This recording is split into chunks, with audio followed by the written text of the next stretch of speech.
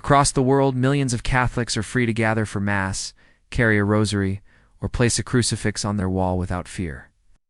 But there are countries where even these simple acts can bring danger, rejection, imprisonment, or even death. In these places, Catholic life does not survive because it is welcomed. It survives because believers refuse to abandon it, even under the heaviest threats. Today, we are going to uncover the 10 most dangerous countries for Catholics based on global reports of religious persecution. What you will hear may shock you. It may even break your heart. But it will also inspire you, because in the darkest corners of the world, Catholics continue to live their faith with extraordinary courage. Stay with me until the very end, because every country on this list reveals a story that the world needs to hear. Stay with us as we explore this global reality, and subscribe now so you don't miss the stories that challenge, inspire, and unite Catholics everywhere. Number 1. North Korea. In this tightly controlled society, religion is seen as a direct threat to the state. Catholic life exists only in total secrecy. There are no public parishes, no free sacraments, and no open gatherings. The only churches that exist are stage-run and are little more than stage showcases for visitors, stripped of any genuine devotion. For ordinary Catholics, the reality is brutal. Owning a crucifix, a rosary, or even a single page of the Bible is treated as a criminal act. Anyone caught can face interrogation, years in prison camps, and in some cases, execution. Families are punished together, with children and elderly relatives forced into hard labor because one person dared to believe. Surveillance is everywhere. Neighbors watch one another. Communication between believers is rare, limited to trusted contacts. And yet, against all odds, the faith continues. Hidden gatherings take place quietly, prayers are whispered in secret, and tradition is passed down carefully, like a flame shielded from the wind. The courage of Catholics in North Korea reminds us that faith is not just about freedom, but about commitment, even when freedom is taken away. From East Asia, we move to Central Asia, to a land where Catholic life has no public space. Number 2. Afghanistan. In Afghanistan, there are no Catholic parishes open to the public, no chapels where ordinary people can gather freely. Conversion from Islam is considered apostasy, a crime that is not only socially condemned, but can also be punished by death. This means Catholic life is nearly invisible, limited to small hidden circles of believers and the chapels inside diplomatic compounds or humanitarian facilities. Public worship is impossible. Owning religious items or speaking about the faith is dangerous. Even private prayer is risky because suspicion alone can lead to arrest or worse. For Afghan converts to Catholicism, the cost is immediate and severe. Many are abandoned by their families, lose their jobs, and are forced into hiding. They move constantly to avoid detection, often trusting only one or two others with their secret. Communication is limited to small, secure networks, and yet they continue. In this land where faith is met with zero tolerance, Catholics still pray, still believe, still endure. Their existence is a powerful witness to the strength of conviction, proving that even when every outward expression is forbidden, faith can remain unbroken. Number 3. Somalia. In Somalia, Catholic life exists under violent rejection. The Catholic community is almost entirely underground, scattered and small. There are no parish churches open to the public, no safe place to gather for Mass. The threat comes from multiple directions. Extremist groups, especially Al-Shabaab, actively hunt down anyone suspected of converting to Christianity. The penalty is immediate and brutal: abduction, torture, or execution. But the danger does not stop with militants. Society itself enforces hostility. Families disown members who adopt Catholicism. Neighbors refuse contact. Communities will shun or even threaten anyone known to be Christian. The isolation is complete. A single accusation can destroy a life. Even those who offer shelter to Catholics put themselves at risk. Under these conditions, owning religious materials, speaking about the faith, or meeting other believers requires extreme caution. Catholics rely on trusted relationships and quiet signals to recognize one another. They share prayers in whispers, often in private homes, always with fear of discovery. In Somalia, Catholic life is so fragile it could vanish with one careless mistake. And yet it does not vanish. It survives, hidden in silence, carried in the hearts of believers who refuse to give up. From East Africa, we move to the Arabian Peninsula, where war and instability have crushed nearly every form of Catholic expression. Number 4. Yemen. Yemen, more than a decade of civil war, has left the country divided, lawless, and hostile. The Catholic presence is extremely small, composed mostly of foreign missionaries and aid workers. They serve quietly, providing medical care, education, and humanitarian relief, often at great personal risk. But their ministry must always remain discreet. Public mass is impossible. Many Catholic churches have been destroyed, looted, or abandoned. In the conflict, worship happens only in secure areas like diplomatic compounds or inside humanitarian facilities, always behind guarded gates and never open to the public. For the few Catholics who live here, life is filled with uncertainty. To display faith openly is to invite suspicion or violence. And yet the Catholic Church continues to serve. Nuns tend to the sick and poor, priests celebrate hidden liturgies, and the faith survives in the quiet devotion of those willing to risk everything. Yemen teaches us that even in war-torn lands, where peace seems absent, the voice of prayer does not fall silent. The next country reveals a different form of persecution. Number 5. Libya. In Libya, Catholic life is technically allowed, but only under strict state control and only for foreigners. Libyans themselves face enormous barriers to embracing the faith, and any effort to share Catholicism beyond approved spaces is forbidden. The government prohibits new churches from being built, and existing churches are monitored. Clergy and congregations are watched closely, their movements recorded. Evangelization is strictly banned.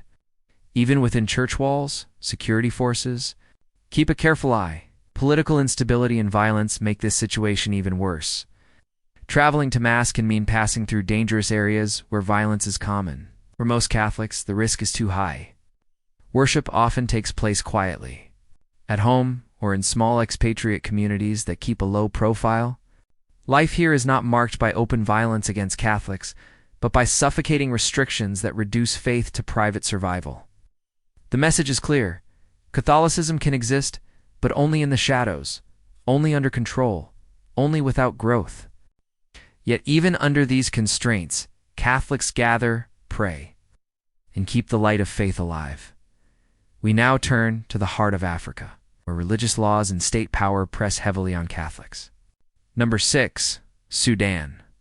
In Sudan, the Constitution mentions religious freedom, but the lived reality is far from it. Decades of conflict and authoritarian rule have created an environment where the Catholic Church functions only under severe pressure. Permissions for worship services or church events are difficult to secure and can be revoked suddenly. Clergy face harassment, intimidation, and sometimes arrest. Lay leaders are watched and their activities are monitored. Several Catholic churches have been seized by the authorities, leaving communities without places to gather. Catholic schools face pressure to conform to government religious policies, stripping them of their freedom to teach the faith fully. Even humanitarian and charitable work clinics, relief programs, and schools are subject to interference. Church is forced to adapt constantly, balancing its mission against the risk of government retaliation. And yet, despite these barriers, Sudanese Catholics remain resilient. They continue to gather, sometimes outdoors or in homes, continuing their traditions in whatever way they can. Their determination shows that faith can adapt under pressure without losing its heart. Number 7. Eritrea is sometimes called the North Korea of Africa. Here the government allows religion on paper, but controls every aspect of it in practice. The Catholic Church is officially recognized, but this recognition brings little freedom. Every parish, school, and seminary operates under surveillance. Clergy are monitored, and many have been arrested without trial, held in prisons or remote camps for years. The state has seized Catholic hospitals, clinics, and schools. Stripping the church of its ability to serve the community, these actions not only weaken the church but also deprive ordinary people of education and medical care. Speaking out against the government's interference is considered defiance and can result in long prison sentences. In such an environment, Catholic life is suffocated. Parish activities are closely regulated, outreach is limited, and gatherings are under watch. And yet, Catholics in Eritrea do not abandon their faith. They celebrate the sacraments, care for one another, and pass on their beliefs quietly with entrusted families and communities. It is faith under lock and key, but still alive. Finally, in this part, we move to West Africa, to a country that has both one of the largest Catholic populations and one of the greatest threats to them. Number 8. Nigeria. Nigeria is home to tens of millions of Catholics, vibrant communities, and countless parishes. Yet, it is also one of the most dangerous places to practice the faith. Extremist groups like Boko Haram and the Islamic State West Africa province have targeted Catholics repeatedly. Churches are bombed, priests are kidnapped, and congregations are massacred in their pews. Villages are attacked, entire communities displaced, and families destroyed. Attending Sunday Mass in some regions of Nigeria means weighing the risk of death.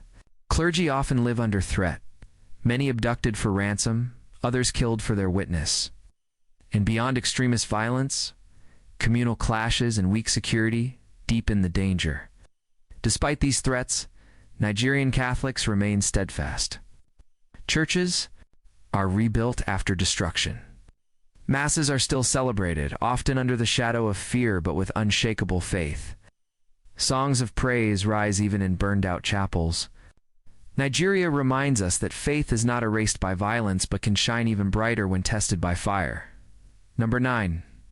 Pakistan is a country where Catholic life is visible, yet extremely fragile. On paper, religious minorities have certain rights, but in reality, Catholics live under the heavy weight of discrimination, violence, and restrictive laws. One of the most dangerous aspects of life here is the blasphemy law, which carries punishments as severe as life imprisonment or even death for those accused of insulting Islam or the Prophet Muhammad. While these laws are rarely applied fairly, they are often misused against Christians, including Catholics, through false accusations or personal vendettas. For Catholic families, this means living in constant caution. Children in schools often face bullying and exclusion. Jobs are limited, as Catholics are sometimes forced into the lowest and most dangerous forms of labor. Many Catholic women are vulnerable to forced marriages and conversions, a tragedy that tears families apart. Even simple acts like wearing a cross, carrying a Bible, or gathering for worship can draw unwanted attention. Priests and parish leaders are targeted with threats, and churches must be guarded by security personnel during Mass. Despite all of this, the Catholic faith endures. Sunday services are filled with song and devotion, even as armed guards stand at the doors. Young people organize prayer groups and choirs. Families light candles and teach prayers at home. The church in Pakistan is small compared to the majority faith, but it is alive and rooted deeply in the courage of its members who refuse to let fear extinguish their witness. Number 10. India. At first glance, India may seem an unlikely addition. To this list, it is the world's largest democracy, home to diverse cultures and religions. Catholicism here has a long history, stretching back to the arrival of St. Thomas the Apostle in the 1st century. Millions of Catholics live across the country, running schools, hospitals, and charities that serve people of all faiths. In recent years, Catholic life in India has grown increasingly dangerous under the rise of militant nationalism. The problem does not come from the state in the same way as in North Korea or Eritrea. Instead, it often comes from mobs and extremist groups that view Christianity as a foreign influence that must be rejected. Catholic communities in certain regions are attacked during worship.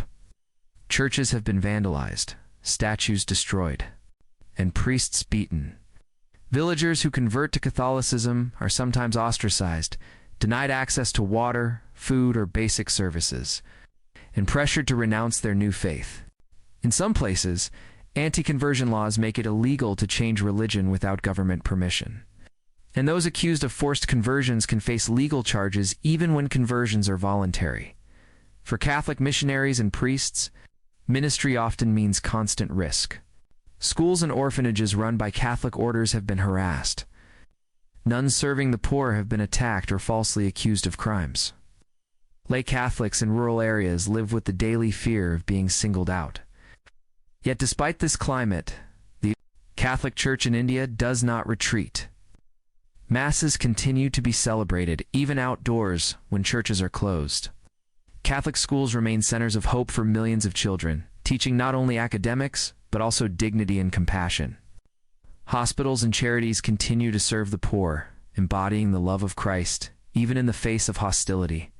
India shows us that persecution does not always come from official government bans. It can also come from social hostility, from neighbors and mobs, from laws twisted to silence minorities.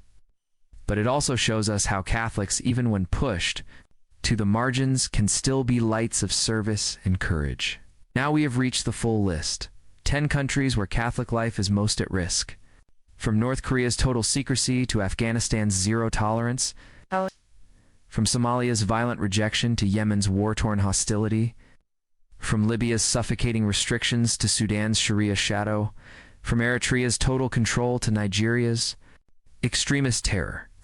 From Pakistan's legal and social dangers to India's growing hostility, each country shows us a different face of persecution. And yet, in each one, Catholics survive. They continue to pray, to gather, to serve, and to hope.